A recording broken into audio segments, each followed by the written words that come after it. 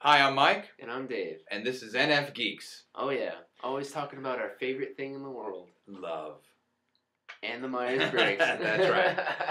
So, this is going to be part 2 of our discussion of our trials and tribulations in evangelizing the Myers-Briggs. Yeah. A couple of things that made me think, that I was thinking about from the last video is, one thing that neither astrology does nor the 5-factor model in psychology, and you have to, I guess, be in psychology to know what that is that I've never seen anybody really feel connected with their profiles the way sometimes the Myers-Briggs does. Yeah. Like I've seen people, and I've done a 5-factor model source trait thing in my personality. And I was like, okay, this is kind of like me, kind of isn't.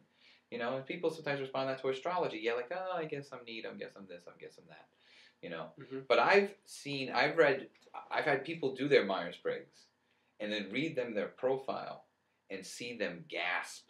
Yeah. Have you ever seen that? Where Yeah. somebody goes, ugh! And that they really realize something was captured. Or they like cheer. Yes. Like, that is me. Yes, yeah. They're excited that, oh my God, I'm actually, something exists that explains me. Yeah. I have real emotional reactions to the Myers-Briggs when it's right, which I've never seen with any other personality test. And I've gasped. I don't know if you've ever read your own profile somewhere, or read a version of your profile and gasped out loud, but I've actually have been stopped in my tracks by my own profile. I've been stopped in my tracks. Like, I've just been like, okay, I'm gonna take a pause for a minute. I'm gonna get up and walk away from the computer for a little while.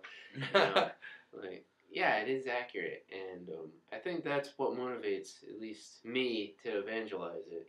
To promote it, because it's just, I want to share this. This is important. And at least maybe it's an NF thing, but I'd like to share, like, because it helps me with my identity and my authenticity. Sure. Like, this is actually who I am.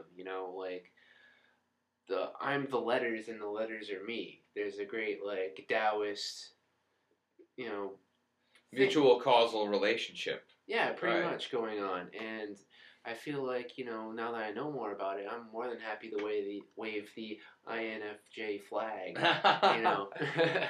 So I think it's a good thing. Yeah, and part of Nfgeeks is about promoting this and showing it, absolutely. Yeah. And I feel the same way. And I've gotten to the point now where I can type people by looking at them and just spending a little time with them. I've developed a skill where I know who's an NT, who's an SJ, are they an ISTJ, are they an ESFJ? I've gotten to the point where sometimes I don't even need the human metrics or any of the things. I can just nail it now. Yeah. Yes. And what's really weird and what's really great about the Myers-Briggs is that not only can I do it from just knowing them or interacting with them, even the way they look, like I'm starting to pick that up. Like the type, like the INFJ eye. Yeah. You know what I mean? The INFJ eyes. Like, I'm sorry, I can always see the INFJs. Yeah. For me, I can, like, pinpoint all but, like, the second letter really well. Like, for me, whether they're an N or an S? Yeah, for me, I'd pinpoint the temperament first and then start from there. Okay, I'm getting, like, an NT vibe from this person. I'm getting an SP vibe, And I'll see if they're, an I or an E or a J or a P. And that's usually how I figure it out. Because it's really hard to see, unless you really have, like, an in-depth discussion with them, if they're an S or an N, I find. For me, I can usually have, like, how they talk, what kind of words they use, how they articulate themselves, how they present themselves, whether or not, which temperament they're in. I find that to be a lot more easier. I don't know if it's more accurate than your way of pinpointing each letter first. Yeah, so I know that's what I do sometimes. I'm also fairly good at figuring out, just like you said, like which temperament they belong in, minimally. Yeah. I may not know all the 4 letters, but NTs are easy to figure out. SJs, whether they're in that group. Right. I can at least sometimes narrow it down just from a very short interaction, and that really does speak to the validity of it, of the theory. Yeah. I also have this theory that, and all the other types are gonna love this, that I think NFs might be the best at using and seeing the Myers-Briggs because it's actually a product of our own consciousness. Right. The origin of the person of this is coming from INF and INFP, Carl Jung. You know, he is the origin of this, and or INFJ. That's kind of in the bay, isn't it? Really? I always thought he was an INFP. Well, I think in the forums they say he's an INFJ on Personality Cafe. Oh, well, if Personality Cafe says it, then it must be true. Well, I'm just saying, because, I don't know. But he was an NF regardless. Yes, he certainly was. And so was Isabel Myers. Was an NF, too. So the two main people involved in creating the whole system, the whole theoretical model, if you will, are NFs. So it's coming from our part of the collective consciousness to it. You know, so that we're pretty good at it, I think. That doesn't mean the other types aren't good at it. Honestly, Noah, my son, who's an ISTJ, seems to be really good at it. Yeah. You know, he has a good grasp of it. He typed all the characters of South Park. That's right. Well. Correctly, I would I would admit. Saying that, though, I also think that some of the rejection, I think, academically, of the Myers-Briggs is because of Carl Jung and Isabel Myers. First of all, psychology hates Carl Jung and hates everything Carl Jung represents and does not want to admit that any wisdom about the mind or about the human condition has come out of Carl Jung that could be useful. Well, why did they hate Carl Jung? Is that because of the split between him and Freud? Or? I think part of it is, I think it started with that. And I think he got kicked out and always got kicked out. But I also think psychology has this chip on its shoulder about being a science. That's why if you take psychology, you're going to be, people think you're going to be dealing with people and human beings or stuff like that. No. You get used to Microsoft Excel spreadsheets and loading data because that's what it is. So there's an attempt to make it a science, and I think they're so afraid of their own philosophical, mystical past. You know, Carl Jung is like the family member, the drunk uncle you don't want anyone to see. So you lock him in the attic, when you have neighbors over, that kind of thing. I always looked at them as like the Sufi uncle. Like, you think he's like a little off, he's a little like too mystical for his own good. Yeah. So you just like don't tell anyone about him. Yeah, that's right. I think there's that prejudiceness, and I also think that there's prejudice, even though this wouldn't necessarily be from the 21st century. I think there's some sexism going on around Isabel Myers. I think when Isabel Myers was alive, I think when she was putting out the Myers-Briggs, I think there was some sexism going on. Who was this woman coming up with this whacked out theory? Right. And I also think there's some academic elitism regarding that because she's not only coming up with this theory, she's doing it outside of academia, outside of the discipline as a scholarship, as a form of scholarship. Psychology as a scholarly discipline. She's outside of that, and I'll tell you this, being a college instructor, academia hates that. Academia hates any idea that they didn't concoct themselves. Okay, it's threatening. They got to knock it down. They're not, So I think those three things: the fact that it's Carl Jung, and psychology hates everything Carl Jung. The fact that it's Isabel Myers. I think there's some sexism going on there. That's sort of being inadvertently perpetuated into the future, where we are, and there's some academic elitism going on. I think regarding Isabel Myers not being a true academic. I don't know, elitism. I never get academic elitism. I mean, a good idea is a good idea. I mean, you should use your academic background to at least expand upon ideas and see if they have any validity to it. Sure, and some do. But the truth of the matter is science and academic research is not valueless.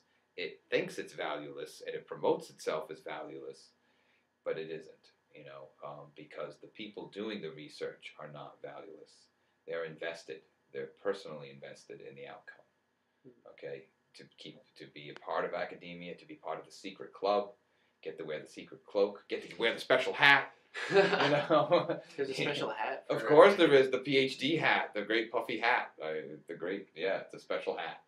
Only PhDs can wear it when they're walking in graduation ceremonies. You have to show me this hat, Mike. Yeah, it's the puffy hat. You'll see. It's anybody who has a PhD knows what I'm talking about. The puffy hat. I mean, You It's know, like the all Pope hat, or no, but all great secret clubs have special hats. well, yeah, that's Yeah. true. That's right. So that's true about academia as well. And, okay, and symbolically, it also represents being part of a special group and also a power, the power to say what is knowledge and what isn't.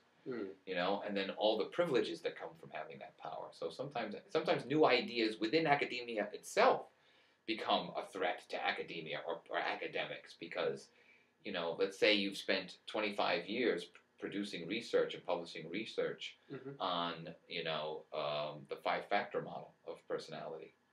And come to find out there's this other personality theory that's actually better. And everything you've been doing for 25 years is crap. And all your research is crap.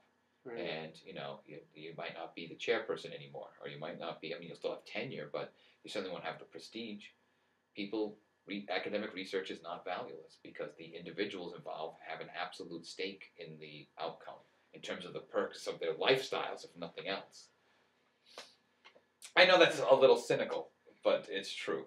Well, I don't doubt that it's true. It's just,